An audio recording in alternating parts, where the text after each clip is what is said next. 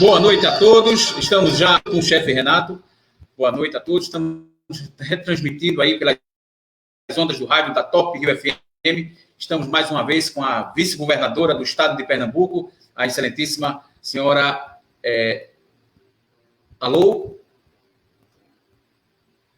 Ok, já estamos no ar. Agradecer a todos que estão presentes, Barreiros News, e a governadora Luciana Santos estará conosco já para conversar um pouco sobre empoderamento feminino na pós-pandemia. A gente sabe que os assuntos são atuantes. Ela esteve conosco recentemente e vai continuar essa conversa, que foi muito boa, esse bate-papo com a governadora. Excelente papo, inclusive informar que nós, além de estarmos transmitindo pelas fanpages, nós estamos nas ondas do rádio para o norte de Alagoas, Maragogi, Japaratinga, aquela região, também a região ali do Cabo, Porto de Galinhas, né, Siriaém, a parte da Mata Sul litorânea total aqui com a audiência. E também informar que os grupos de zap estão recebendo também a transmissão, os 187 do estado estão recebendo a transmissão ao vivo dessa conversa. Vamos conversar com ela agora, chamar a vice-governadora para termos um assunto sobre esse empoderamento e sobre essa questão da pandemia, a defesa da mulher, a questão da violência e outros assuntos pertinentes. Chamá-la para que ela possa fazer as boas-vindas.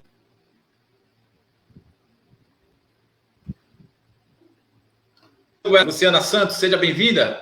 Obrigada, chefe Renato, por estar aqui mais uma vez. Da outra vez ficou muito truncado porque eu estava em trânsito, mas hoje, finalmente, estamos conseguindo aqui, de maneira mais tranquila, trocar uma ideia. Para mim, é uma honra e um prazer maior ainda estar aqui junto com você e toda essa rede, né?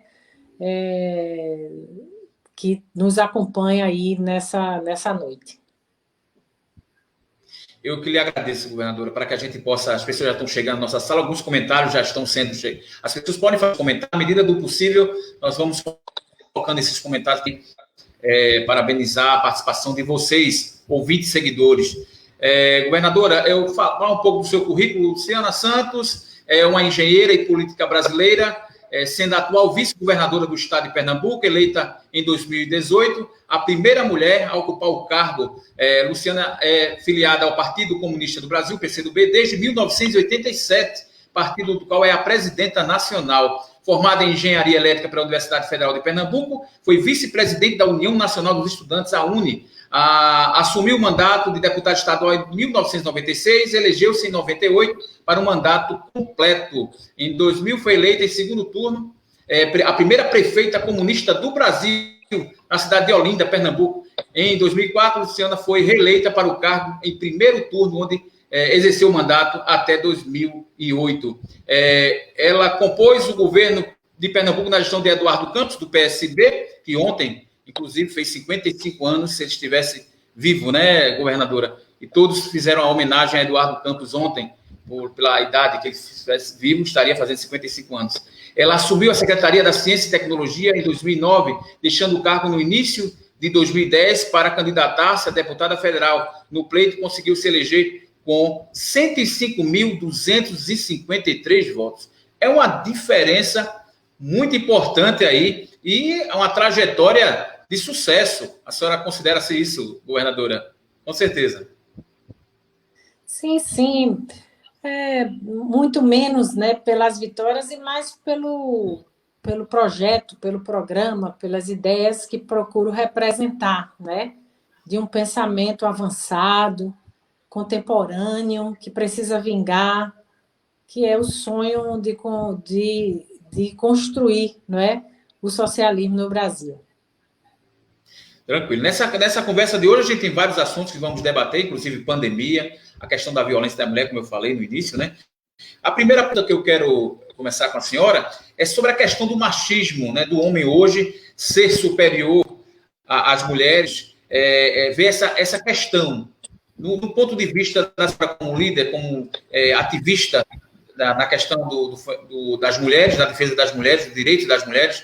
É uma questão que, inclusive, no passado foi muito mais complicado, mas a gente viu recentemente aí questões que não se acabam quase... Eu todo dia falo da violência com mulheres. Hoje mesmo eu li umas 5 matérias dos jornais aí falando sobre a violência, que é uma coisa que parece que não se acaba nunca. Mas eu creio que já a diminuição e as políticas que foram implantadas nesse decorrer desse tempo, eu tenho certeza, inclusive a gente vai falar sobre essas questões que a senhora defendeu no Congresso Nacional e vem defendendo como vice-governadora e presidenta do partido.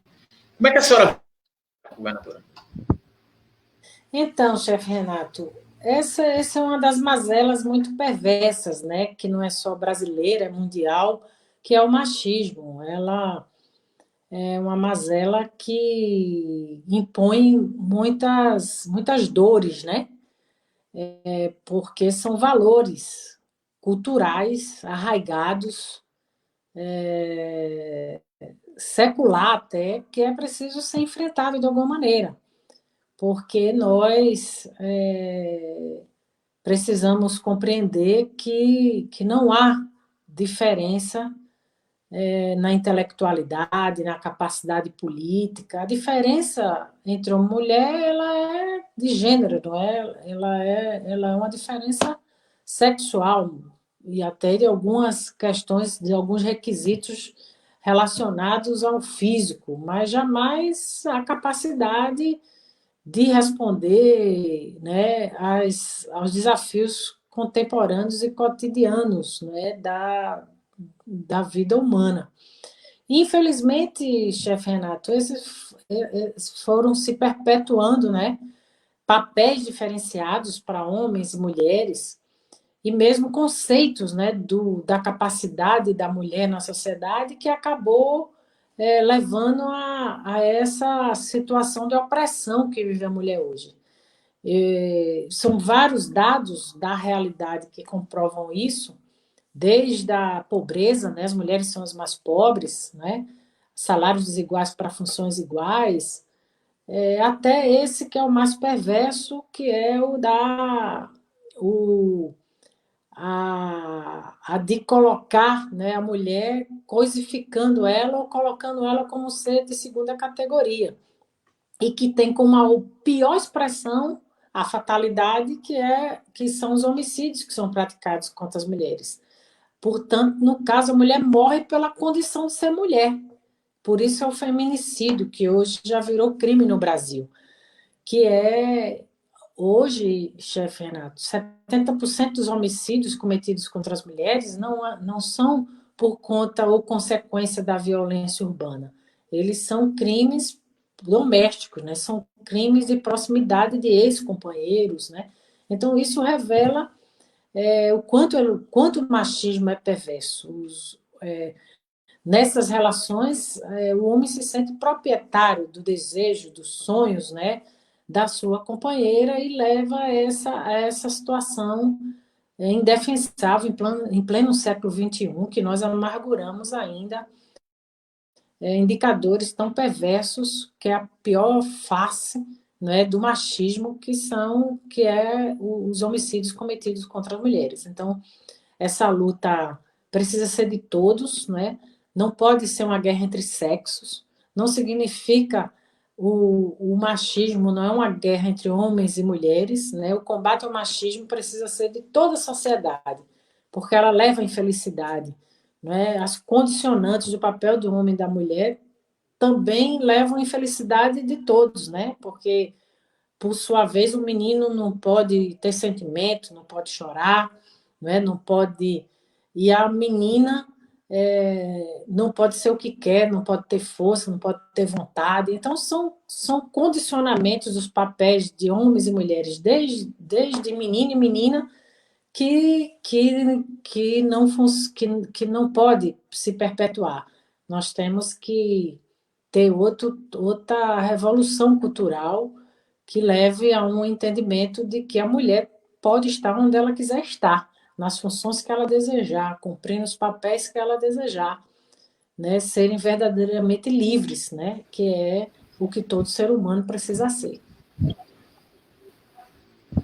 Tranquilo, governadora. Muito obrigado pelas palavras. Ser vice-governadora, atualmente, você já foi prefeita, deputada federal. Teve algum momento público de preconceito que a Vossa Excelência, nesse momento lá, algum nesse momento como cargo que está exercendo, e naquele momento conseguiu se sair daquele preconceito publicamente, deu uma tapa sem mão, vamos dizer assim, a palavra certa, nessa pessoa que fez esse tipo de preconceito, a senhora como gestora pública? Tenho certeza que teve alguma experiência desse ponto. Isso foi uma pergunta que veio lá da cidade, deixa eu ver só um momentinho, da cidade de Sirinhaém. Chegou aqui, ela não quer se identificar, mas perguntando à senhora nesse ponto. Não, assim, explicitamente nunca tive nenhum tipo de agressão, não é? Muitas vezes esse tipo de preconceito ele também ele é sutil, né? Ele é ali nem naqueles momentos, deputada, encalorados lá do Congresso?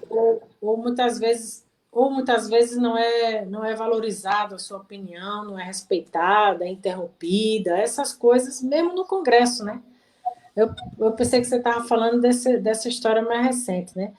Ela nunca foi assim direta, sempre foi. Certo. Eu, quando fui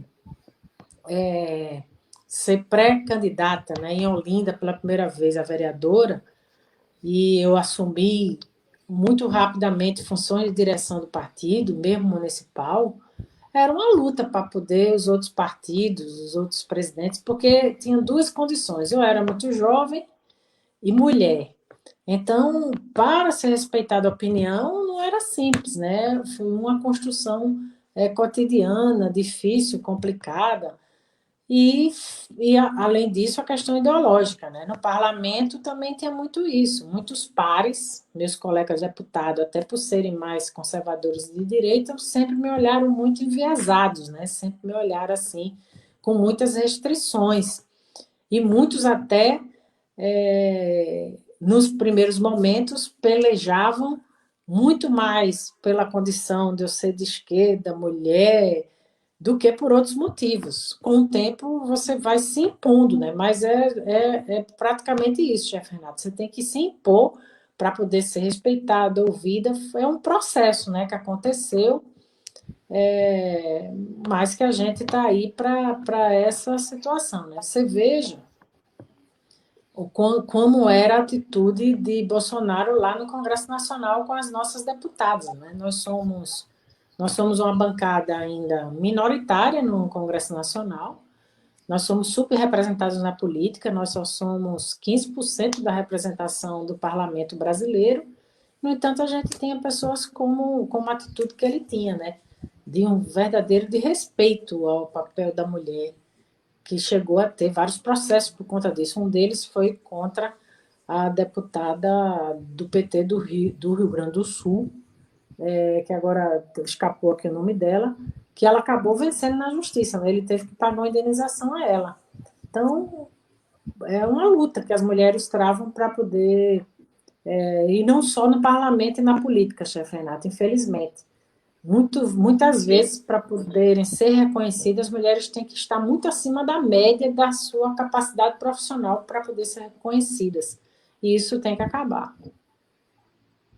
Com certeza. A gente sabe que as mulheres elas passam por cada perrengue aí, vergonhosos, né?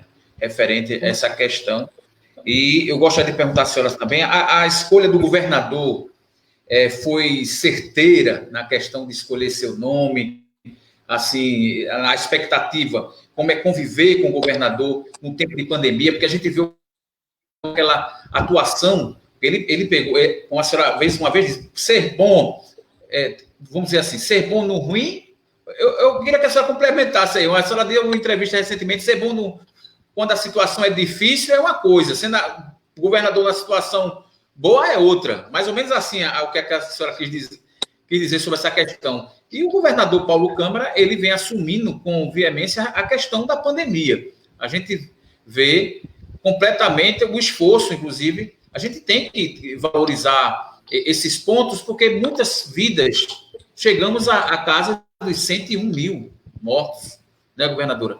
E eu mesmo estou com um amigo, inclusive pedir aos amigos e agradecer por ter essa amizade com ele. Eu acho que a senhora conhece, doutor José Breno de Souza Filho, grande cardiologista, é meu médico, tá? Eu médico da família há muitos anos, e está lá entubado, uma situação muito difícil. Um homem que renomado no mundo inteiro na parte foi o primeiro homem a fazer o cateterismo no Brasil, trouxe dos Estados Unidos, e está aí numa situação lamentável. Em oração, nós estamos, inclusive, na corrente de oração por ele. Então, governadora, essa questão de conviver com o governador é um desafio diário, né? Porque ele não para, ele segue um padrão de trabalho muito, vamos dizer, muito forte, né? Sim, o governador Paulo Câmara, quando eu disse isso, chefe Renato, foi até no dia da convenção. Eu disse que ser bom no bom era bom, difícil era ser bom no ruim, porque o governador governou 4 anos no Brasil com muitas dificuldades, um Brasil em recessão, né? Um Brasil com uma crise política sem precedentes, com a instabilidade política enorme, não é? Com mudanças bruscas, né? Um impeachment de uma presidente da República, né? A própria morte de Eduardo, antes mesmo dele assumir, que por si só deixou todos nós, né, órfãos pela liderança política importante que ele sempre exerceu, pela lucidez, como sempre enfrentou as grandes causas, não só do Pernambuco, como do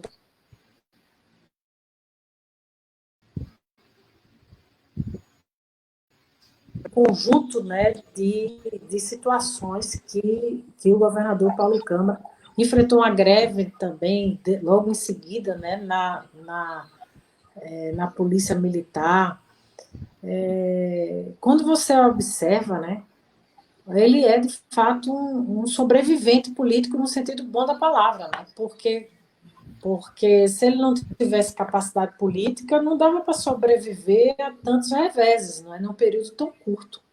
Como se nada disso bastasse, ainda vem aí a própria vitória do bolsonarismo, que é um revés pelo que isso representa de divergência, de concepção da agenda, né, do Brasil e de Pernambuco, as contradições que isso enseja, né, das dificuldades, então, que o Brasil todo está atravessando, dos governadores, mesmo antes da Covid, para poder ver políticas públicas que você acredita vingando, né, quando você acredita que tem que fortalecer a assistência social e o presidente não, quando você acredita que tem que fortalecer a educação e o presidente não, então você vive ali num verdadeiro dilema, né, para poder dar conta do praticamente no peito e na raça de ações que você considera importante por ter divergência na agenda, né, de país, não são importantes e para nós é importante. Então, isso não é simples. Com as dificuldades econômicas que nós estamos atravessando, né, com recessão, é preciso ter muito juízo, né, é preciso ter a serenidade, né, que tem o governador para poder atravessar isso bem. E ele tem demonstrado, aliás, não é de graça que o próprio Eduardo Campos o escolheu para ser o seu sucessor, porque ele já tinha sido secretário de várias pastas de Eduardo pela competência, pela capacidade política, né, que teve nesses desafios, né, de responder àqueles determinados desafios, e ainda mais agora, né, chefe Renato, na Covid, que não é só o governador Paulo Câmara, mas todos os governadores tiveram essa situação. Você vê que o aliado, um dos maiores aliados de Bolsonaro, que é o governador de Goiás, rompeu com ele. Tem a mesma afinidade programática e ideológica, mas disse, não dá, não concordo com isso, porque a primeira atitude do Bolsonaro em cadeia de televisão foi dizer que foi tratar a gripe minimizando os impactos dela. Não tratou, inclusive contestando um dos vértices da política sanitária, que é o distanciamento social. Então, ele sabia que ia ter mais quebradeira por conta do distanciamento social e tentou colocar essa responsabilidade no colo dos governadores, quando que todo mundo sabe que aquelas pessoas que não precisam ir trabalhar, que têm condições de ficar em casa, não vão trabalhar. E você E então os trabalhadores vão trabalhar e você não vai trabalhar, isso não é justo.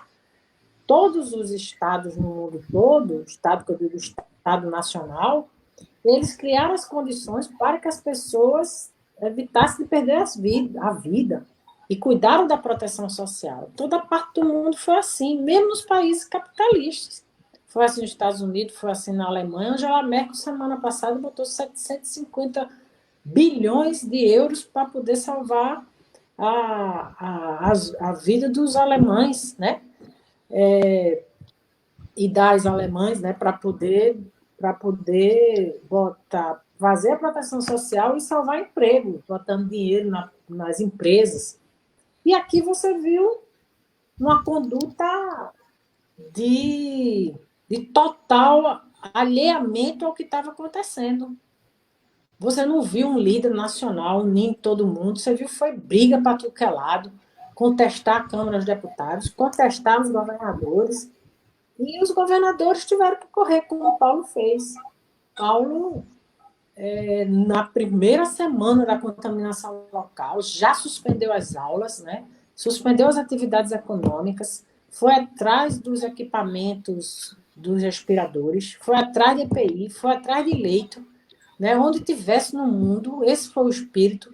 Hoje nós gastamos 503 milhões de dinheiro próprio, a União só passou 150 milhões, atingimos 1.800 leitos para poder salvar vidas no nosso estado, e felizmente hoje nós estamos aí numa curva descendente, graças a um esforço, uma vontade política determinada. Enquanto isso, o Brasil bate 101 mil, o presidente em plena Covid, dizendo que, e o Guedes, né, dizendo que primeiro queria reduzir para R$ 300 a ajuda emergencial da prorrogação de 2 meses, que o próprio Congresso aprovou.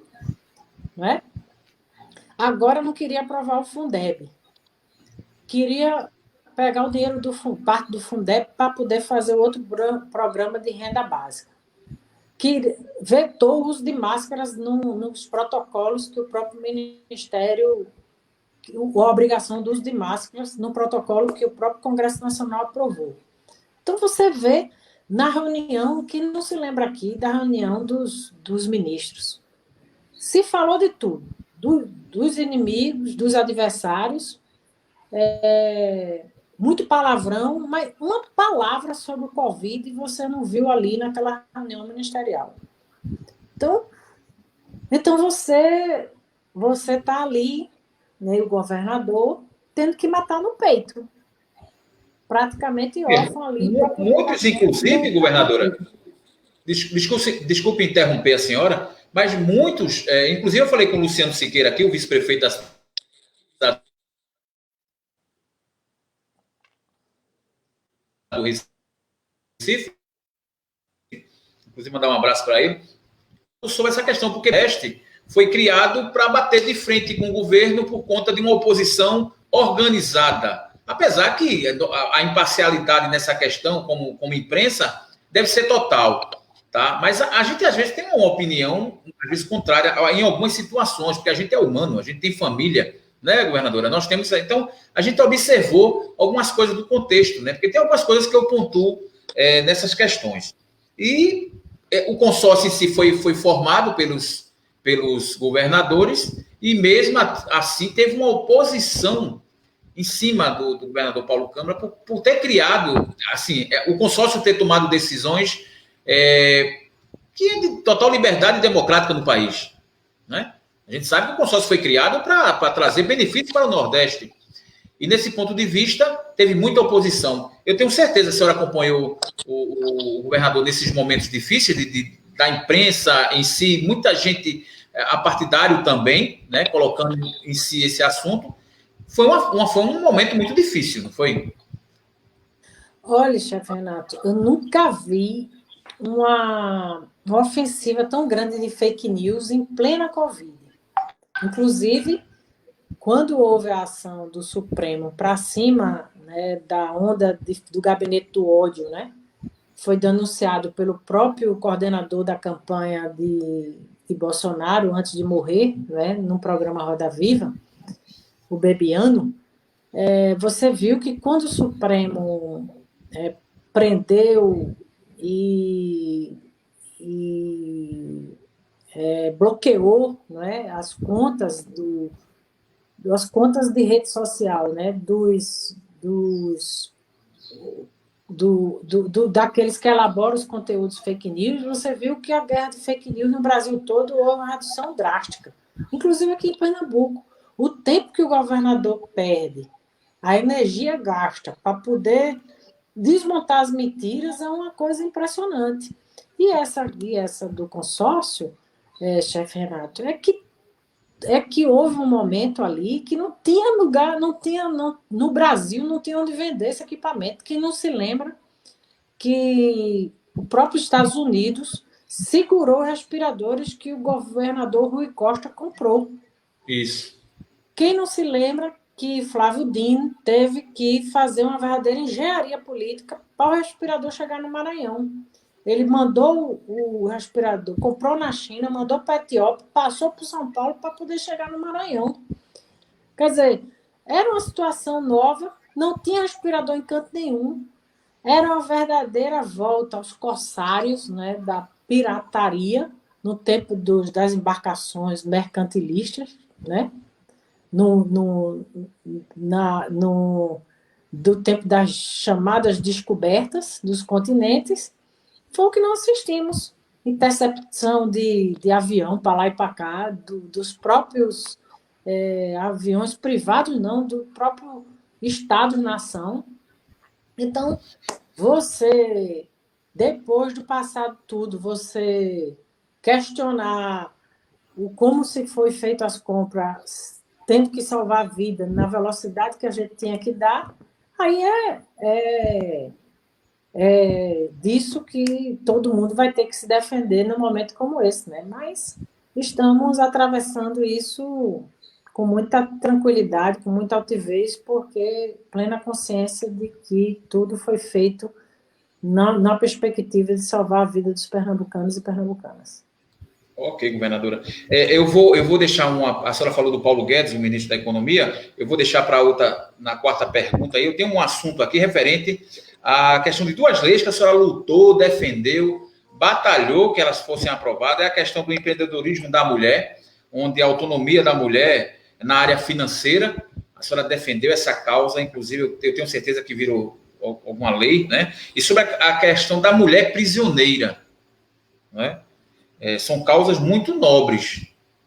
E eu pontuei esses dois porque eu achei interessante a senhora comentar conosco aí essa questão do empoderamento, mesmo a mulher sendo presa, pelo algum erro que ela fez, ela cumprindo o seu papel lá pela justiça, ela vai voltar à sociedade, ela tem que voltar recuperada, transformada. E em nenhum momento a senhora esqueceu dessa categoria de pessoas, de mulheres, né? E também sofrem nos cárceres. Nós temos um grupo de trabalho que foi montado quando eu assumi o governo pela primeira vez, em maio do ano passado, que foi no 1º de maio. O governador fez isso num gesto político, até porque, a rigor, ele não precisava ter passado, porque eram as circunstâncias que a legislação não obrigava a passar o cargo, mas ele fez isso num gesto político, de valorização do papel da mulher e pela confiança que ele tem em mim, né, na condução das ações do governo. Então, eu pedi a ele para montar um GT que fosse voltado para a geração de emprego e renda para a mulher. Por quê, chefe Renato? Porque a emancipação, um dos pilares da emancipação da mulher é a sua autonomia financeira. Pode não ser uma condição suficiente, mas é uma condição necessária para ela ter a liberdade, ela precisa ter autonomia financeira. Então, a gente montou um GT que vai se traduzir num plano de ação de geração de emprego e renda da mulher, mas que já teve muitos frutos. Junto à área de TI, né? Nós fizemos parcerias para poder organizar uma priorização da formação de mulheres na área de TI. Nós temos 900 vagas ali no Porto Digital e a gente procura fazer uma capacitação para que as mulheres possam ocupar essas vagas, né? Ou mesmo sempre focado nesses espaços que não são muito ocupados por mulheres. Junto à CELP, nós pedimos 100 vagas só para as mulheres para virarem eletricitárias, né? Ou da fábrica que vai ser montada em Bonito, que é uma Sistemistas da Fiat, que é uma fábrica japonesa, que vai produzir chicotes elétricos para os automóveis da Fiat e também será 65% das vagas para as mulheres. Então, a gente está sempre procurando, ou das empregadas domésticas, que eu fiz uma emenda para poder garantir que ela ampliasse a sua capacitação, né, para virar cuidadoras também, noções de higiene, de direitos, para que elas possam aumentar o seu leque de possibilidades, melhorar a sua renda, né? E outros que já viviam em curso, como Chapéu de Palha para a Mulher, né? E também das presidiárias, né? Que precisam ter um olhar especial. Os homens, quando cometem crimes, são presos, há um suporte muito grande da sua companheira. Eu sou testemunha disso. Quando eu era deputada estadual, eu fui presidente da Comissão de Direitos Humanos, e as mulheres dedicam a sua vida a cuidar daquela situação do seu companheiro. Muitas vezes se endividam para pagar advogado, né, para cuidar ali do processo, para fazer as visitas. No caso das mulheres, elas ficam muito sós. Imediatamente, não há nem visita para ela dentro do presídio feminino, né? Elas ficam muito sós, e é preciso que a gente apoie e que ela possa ali se desenvolver, pagar a pena que tem que ser paga, mas poder voltar à vida normal, que é o sentido de ser os presídios, que as pessoas paguem pelo crime que cometeu, mas que possam voltar à vida de outra maneira, né? E a gente, então, também tem políticas específicas voltadas para as mulheres que estão em cárcere privado. Com certeza. Governadora, ciência e tecnologia é uma afinidade que a senhora tem muito forte, né? São afinidades próprias que vai na questão como mulher, né? Líder, essa bandeira da ciência e da tecnologia continua firme, que a senhora defende e gosta, né? A senhora foi secretária e sabe muito bem que é uma área muito... Hoje eu estava conversando com o pessoal da UFRPE, inclusive mandar um abraço para o Sérgio Santos e também para o Jones Albuquerque, grande infectologista, meu amigo. Nós conversamos todo dia sobre essa questão do Covid-19. Ele me passa um relatório muito importante sobre essa questão, e a gente vê que a ciência e tecnologia é o futuro para muitos jovens, e também traz a expectativa de profissões, né? E as mulheres estão inseridas nisso. Como é que está essa questão dessa bandeira que a senhora tanto se dedica? Eu me formei em engenharia elétrica, né? E eu fui secretária de Ciência, Tecnologia e Meio Ambiente no governo de Eduardo. E quando eu fui deputada federal, eu fui 8 anos da Comissão de Ciência, Tecnologia, Informática e Comunicação no Congresso Nacional. Essas são a ciência, né, que dialoga muito com o futuro, com a revolução que nós estamos passando, né? Hoje você tem um mundo que muda completamente a relação de trabalho, por conta da internet, né, por conta da impressora 3D, né? Então, são mudanças muito radicais no mundo do trabalho. A impressora 3D tem exemplo na China que você consegue fazer casas, milhares de casas em 10 dias, né, por conta da impressora 3D. Então, há muita mudança por conta dos avanços, né, tecnológicos que precisam, a inteligência artificial, o debate sobre as profissões. Muitas profissões você vai poder usar um aplicativo que vai lhe responder que tipo de peça, na justiça, por exemplo. Tem um monte de coisas que vão ter uma outra dinâmica, né? Que vão estabelecer outro tipo de exigência para o próprio papel do profissional. E que, ou mesmo as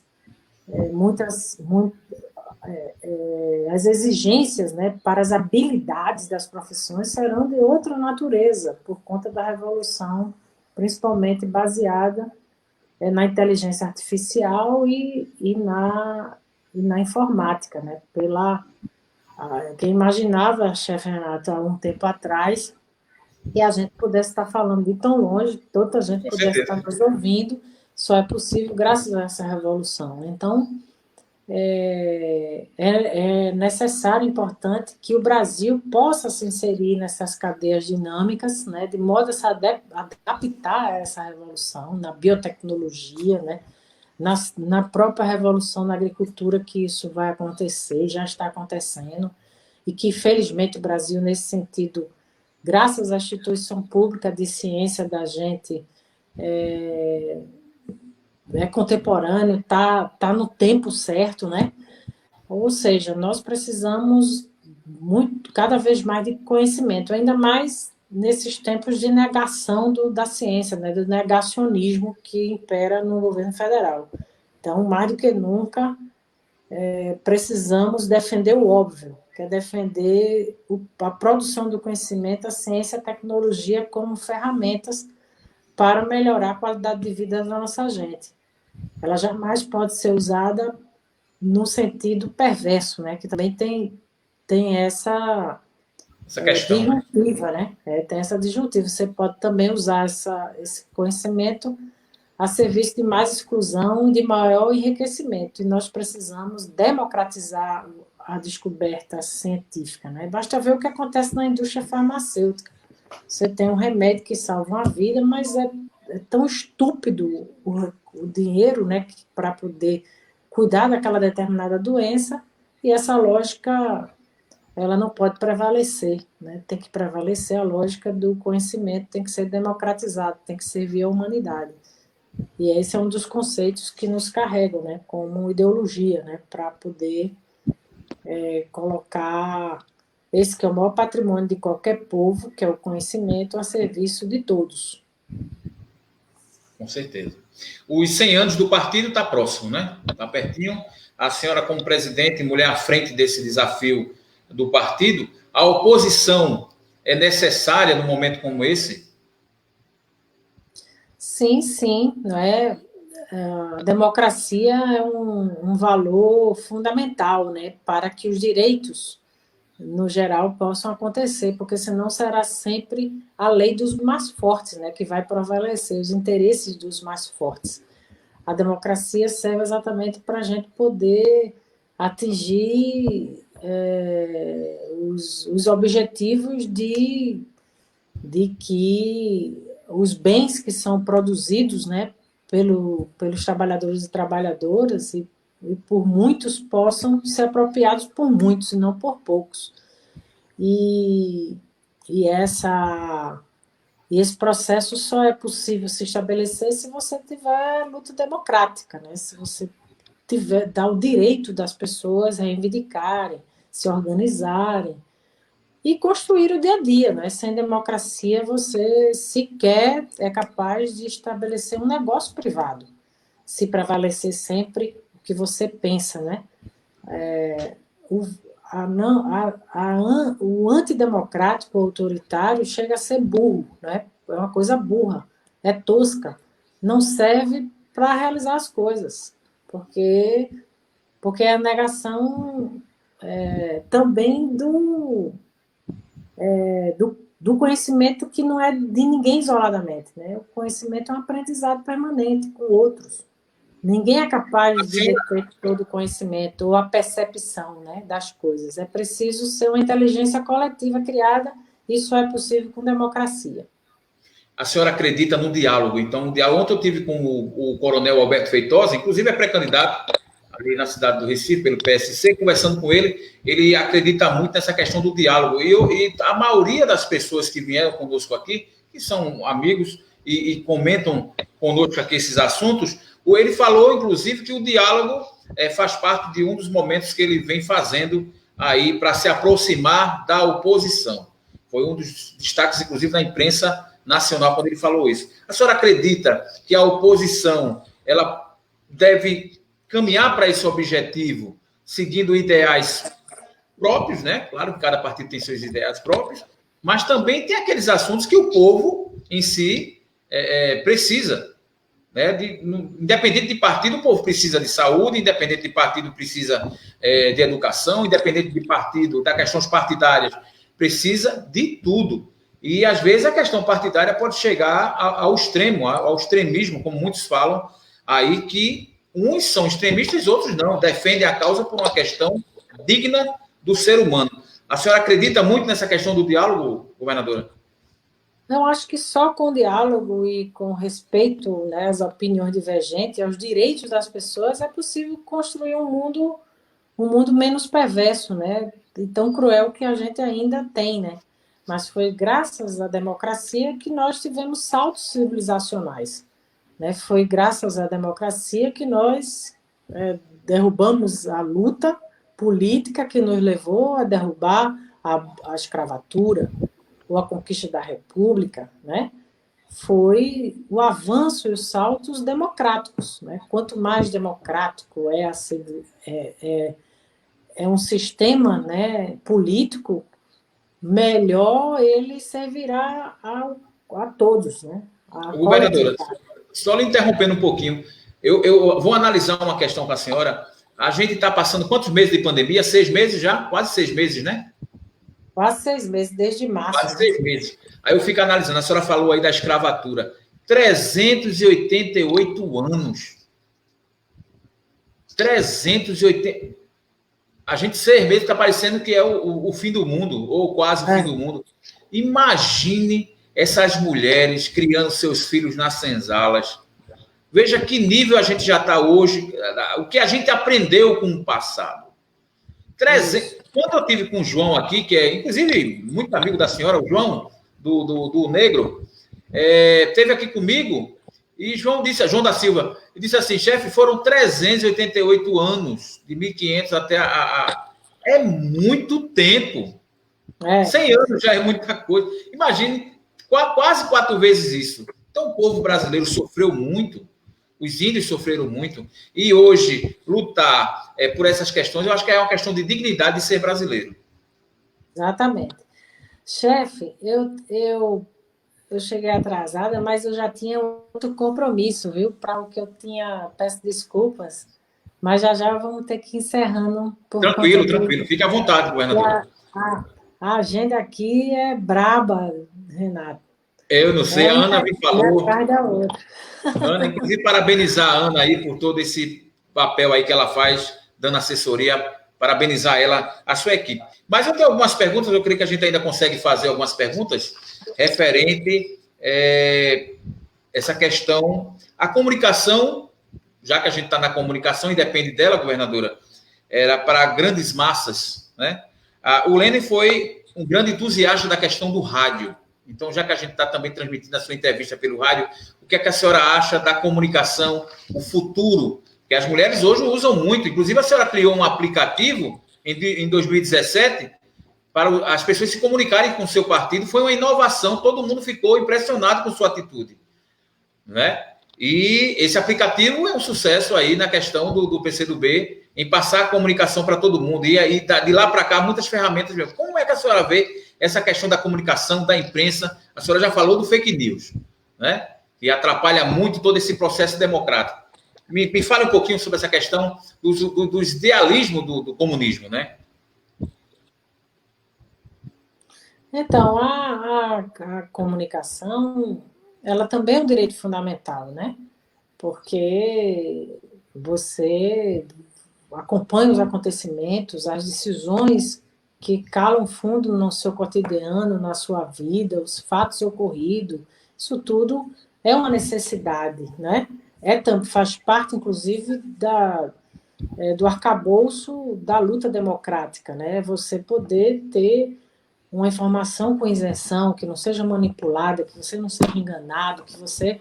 Então, a uma comunicação democrática é fundamental. Infelizmente, no Brasil, nós, desde que existiu os principais veículos de grandes alcances, ele sempre foi contaminado por terem donos, né?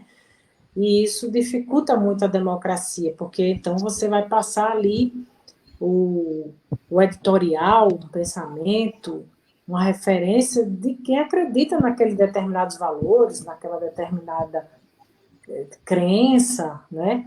E a gente precisa garantir, portanto, que o sistema seja híbrido, que a gente possa conviver com iniciativa privada, com estatal, mas principalmente com o público, né? Com a comunicação pública. Então, a rádio é fundamental também, não é? A rádio é um meio de comunicação que até hoje emociona, né? Foram os primórdios da comunicação que conseguiu retratar o cotidiano. Tinha até novela, né, na rádio antes, né? É um fenômeno, né? E até hoje continua sendo. Não há, não é, uma pessoa mais simples e comum que não adore um radinho de pilha, né? Nem que seja um radinho de pilha, né? Para, desde ouvir o noticiário, uma música que emocione, que gosta, que marca o seu tempo, ou um jogo de futebol, não é? Ou seja, esse cotidiano da gente que é tão importante. Mas aí, Renato, eu quero lhe dar um abraço, viu? Dizer Tranquilo. Que você está de parabéns, né, pela sua abrangência, né, pela forma tranquila como faz a entrevista. Todo mundo lá elogia. Minha amiga Cida Pedrosa, Luciana. É a Cida, rapaz. Mandei uma foto para ela ontem. A turma que todo mundo seu fã aí, sua fã, né? É os amigos aí da luta, né? Mas eu queria fazer uma pergunta. O coração aí do Santa Cruz, como é que ficou o coração do Santa Cruz aí, da governadora? Olha, só não sofreu mais porque foi pro Salgueiro, quer queira que não, né? Um time que ganha pela primeira vez, a gente também torce. Imagina a festa que foi no Salgueiro com isso, né? Meu Santinha, eu senti muito, né? Mas fez uma bela campanha, né? Ganhou tudo que é partida, mas não deu. Mas se for para o Salgueiro foi menos doloroso. A minha mãe que mora em Japão. Fiquei feliz pelo fato de a gente ter um time que vem da base, né? Do interior de Pernambuco. Imagina a saga que é desses jogadores, da família, dos técnicos. A emoção era muito grande, também foi bonito de ver. Tranquilo, governadora. Muito bom. A questão da política, para a gente quase finalizar, a política nacional de Paulo Guedes, a senhora defende que os gastos públicos devem ser para a retomada da economia. Esse é um assunto que a gente precisa depois, governadora, também abranger isso, porque eu também acredito nessa questão dos gastos. E o Paulo Guedes, ele é contra essa questão que a senhora defende. Pois é, não cabe o conceito que Paulo Guedes tem sobre o papel do Estado em momentos como esse. Nenhum país capitalista do mundo está fazendo isso. Até Trump, que é um símbolo principal do capitalismo no mundo, está até emitindo moeda para poder salvar a economia. Então, não cabe esse tipo de visão fiscalista num momento tão duro e tão adverso que a gente está vivendo no Brasil.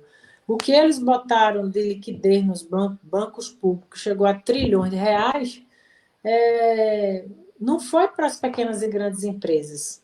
Né? Foi insignificante a drenagem dessa liquidez que eles passaram para os bancos, não financiou as pequenas e médias que são responsáveis por metade da geração de emprego no Brasil. Então, fora essa política de Guedes, né? De cortes, né? Não, hoje, cortes é aumentar a perversidade que, por si só, a Covid representa. Com certeza. Queria mandar um abraço para minha mãe de Jardim Brasil 2, governadora, de Rio Doce, minha irmã Paula, e também meus irmãos Flávio e Fabiana, que estão também em Olinda, e são também pessoas que gostam muito da senhora. Eu agradeço imensamente, a gente sabe que os seus compromissos, suas demandas são enormes, mas agradecer, é a nossa segunda vez, nossa segunda conversa, tenho certeza que esse diálogo sempre vai ter com a senhora, porque sempre nos recebe com muita tranquilidade, e as mulheres atuantes na sociedade sabem que tem uma representante para defendê-las. Viu, governadora? Suas considerações finais para que a gente possa tranquilamente terminar nossa live. Quase faltando 8 minutinhos, a senhora completou quase, na verdade, 1 hora de live. Foi excelente. Tá bom, chefe Renato. Eu que agradeço, né? Lhe parabenizo, não é, por esse feito extraordinário, que é se comunicar com tanto respeito, né? As pessoas procurando estar difundindo a verdade, né? E também possibilitando o contraditório, as visões diferentes. Eu acho que isso é o que faz a gente levar adiante esse desafio tão grande, que é cuidar das pessoas, que é garantir que a gente tenha não só um Pernambuco cada vez melhor, mas um Brasil e principalmente as pessoas. Essa Covid, eu acho que também vai trazer ensinamentos, né? Os orientais aqui tem isso, né? Olham as crises também como oportunidades. Eu espero que a gente tire lições, até humanitárias, né?